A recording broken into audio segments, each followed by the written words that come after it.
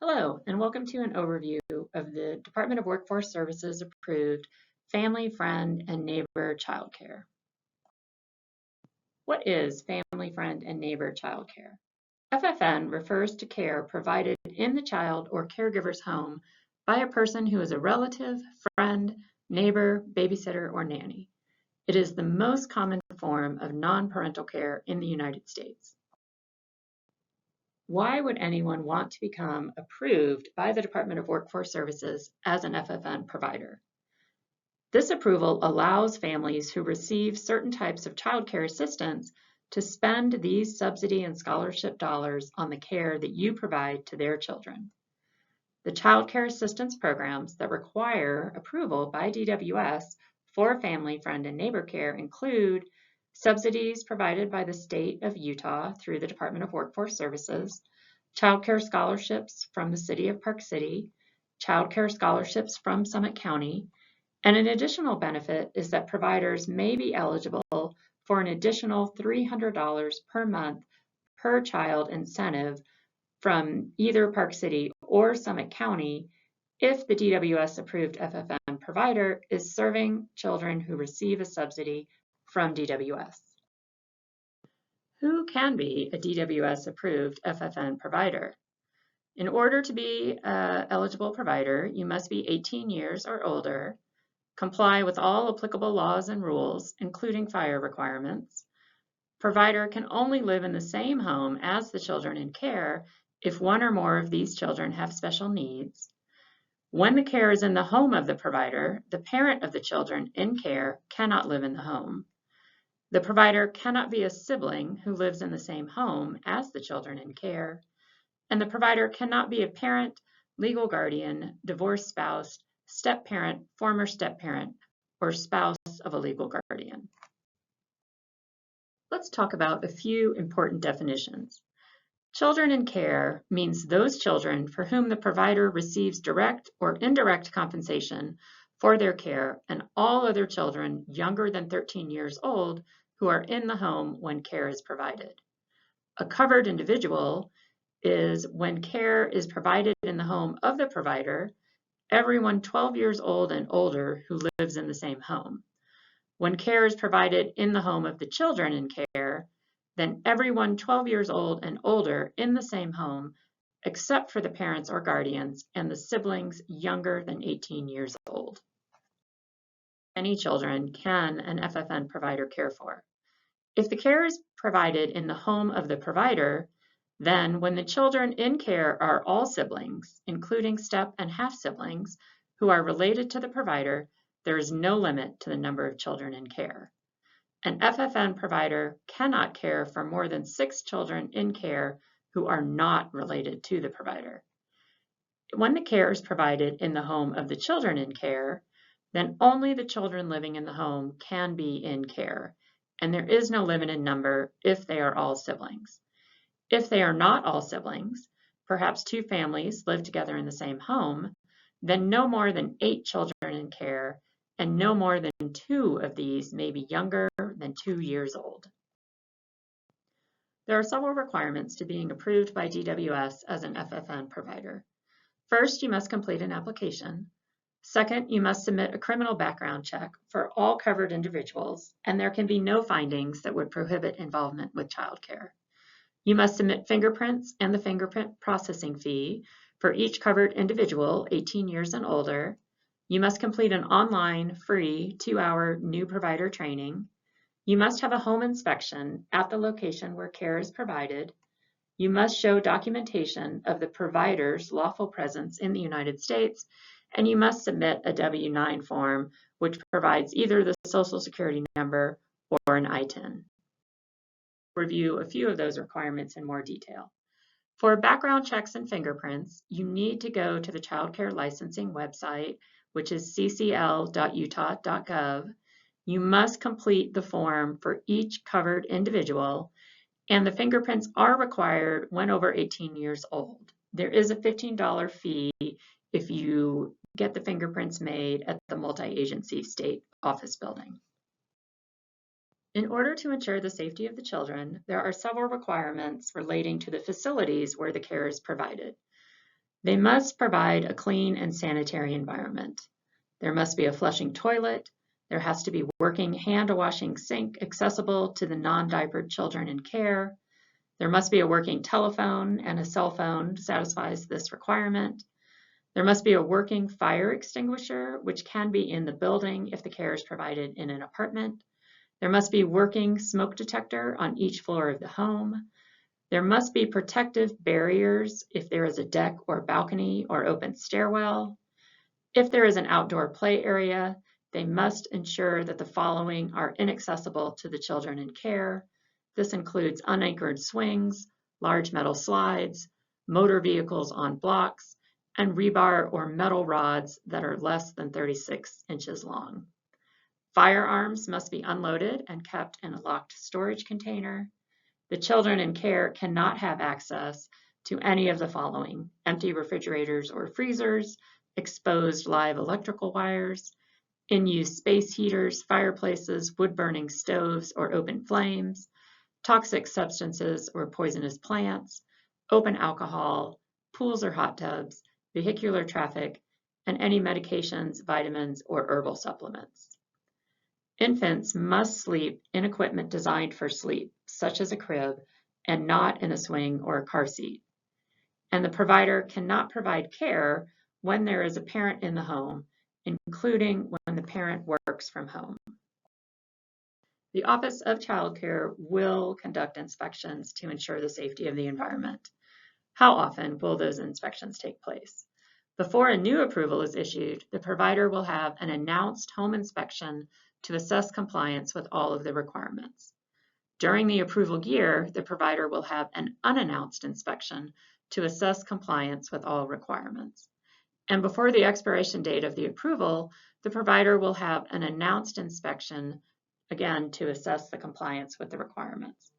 And the areas that will be reviewed include assurances the provider will take all reasonable measures to protect the safety of the children in care and must not engage in or allow conduct that unreasonably endangers the children in care. The provider must maintain the home, outdoor play area, toys, and equipment in a safe manner to prevent injury to children in care. And this includes the proper handling, storage, and disposal of hazardous materials and biocontaminants. The provider must ensure that parents have access to all areas of the home used for care. When caring for children with special needs, the provider must make any necessary accommodations to meet these needs. The provider must ensure each child in care has current immunizations and have documentation thereof if the children do not attend school. The child care provider must update child care licensing of any changes in care. Let's talk a little bit more about the training requirements. As we mentioned, initially you must complete a 2-hour free online new provider training. Then each year you must complete and document 5 hours of free online training. These training sessions are offered on the website of child care licensing at utah.gov. The topics that need to be covered include disaster preparedness, response and recovery, pediatric first aid and CPR, children with special needs, safe handling and disposal of hazardous materials, the prevention, signs, and symptoms of child abuse and neglect, including child sexual abuse and legal reporting requirements, the principles of child growth and development, including brain development, prevention of shaken baby syndrome and abusive head trauma and coping with crying babies, prevention of sudden infant death syndrome, SIDS, and the use of safe sleeping practices, recognizing the signs of homelessness and available resources and assistance, a review of the Emergency Preparedness, Response, and Recovery Plan, and a review of the DWS FFN approval requirements. Providers also need to have current pediatric first aid CPR certifications. Child supervision, safety, and security is of the utmost importance. The provider, and not other individuals in the home or outdoor area, must be awake, physically on site, and actively supervising children in care at all times. Active supervision means being inside the home when children in care are inside the home, being outside when children in care younger than 5 years old are outside, visually checking in person on all awake and sleeping children who are not within the provider's sight at least every 15 minutes, staying within hearing distance when school-age children are playing outdoors, and knowing the number of children in care at all times. Providers must ensure that each child is signed in and out every day and maintain attendance records for 3 years. Providers must have a written emergency preparedness response and recovery plan. Providers must conduct fire evacuation drills quarterly and document compliance. They must conduct annual disaster drills, typically an evacuation drill, and document compliance. And they must promptly provide notice of any injury that requires medical attention. So by way of review, the approval process includes reading the requirements, completing the new provider training, filling out an application, and then submitting your background check and fingerprints, as well as scheduling an inspection. Once you are approved by DWS, you are now eligible to receive child care subsidy payments from eligible families who receive this assistance from either DWS, Park City, or Summit County. Your approval is active for 1 year, and it applies only to the provider and the location and is not assignable or transferable. It will only be given for child care in the home of the provider or in the home of the children in care. It will not be given if there is an active DWS FFN approval, child care license, or child care certificate at the same location. It will not be given if there is a foster care license at the same location. It is not a guarantee of payment from DWS, and the DWS customer applying for child care assistance must be eligible and comply with the DWS eligibility process. Utah's Child Care Licensing Department has many forms on its website to assist you. The 2 required forms are the Affidavit of Lawful Presence in the United States and the Background Check form. But they also have several sample forms and other documents that can be very helpful, such as attendance forms, emergency plans, fire and disaster drills, and ongoing training resources. Now I'd like to do a quick review of the financial aid that can accompany families who are being cared for by a DWS approved FFN provider. There is a resident scholarship that is available both in Park City and Summit County, a workforce scholarship that is available in both Park City and Summit County, and Park City and Summit County both offer a provider incentive to those approved providers who provide care for children who receive the DWS subsidy, and the state of Utah offers the Utah DWS subsidy. I'll go over each of these in turn. In order to qualify for the local resident scholarship, at least one parent or guardian must be a resident of Park City or Summit County. The children can only be up to kindergarten eligibility age, which typically means they have not turned 5 before September 2nd. The household income must be less than 100% of Summit County's area median income, which in 2024, for example, is $137,700 for a 3-person household. The child must be enrolled in regulated care by a child care provider located within Summit County, and this can include a DWS approved FFN provider.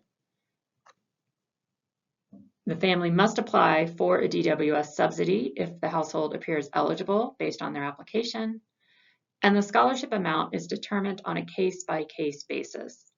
Families are expected to contribute 10% of their income, then any DWS subsidy is added, and then the upward scholarship is provided so that the total is the lower of the actual cost of care, or $1,700 per month. Currently, these scholarships are averaging around $1,000 a month. For the local workforce scholarships, the requirements include that at least one parent or guardian works in Park City or Summit County. Again, the children are less than kindergarten eligibility age. The household income is less than 100% of Summit County's area median income. The child is enrolled in a regulated child care provider located within Summit County, which would include a DWS approved FFN provider. The family must apply for the subsidy from DWS if the household appears eligible based on their application, and the scholarship amount is set at $200 per child per month. Local child care providers are also eligible for a provider incentive of $300 per month per child to serve children whose families live or work within the city or county limits and receive a child care subsidy from the Utah Department of Workforce Services. The DWS subsidy has lower income eligibility caps than the local programs, and the child must have legal residency in the U.S. There are no questions regarding the parent's immigration status.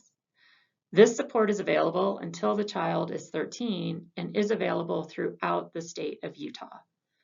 For a DWS-approved FFN provider, the amount of support is listed on the chart and decreases as the child ages. For example, a child less than 24 months old, the DWS subsidy for an FFN provider would be $413 per month per child. For more detailed guidance, please visit the Child Care Licensing site at utah.gov and review all of the information relating to a DWS-approved FFN provider. Thank you for your time.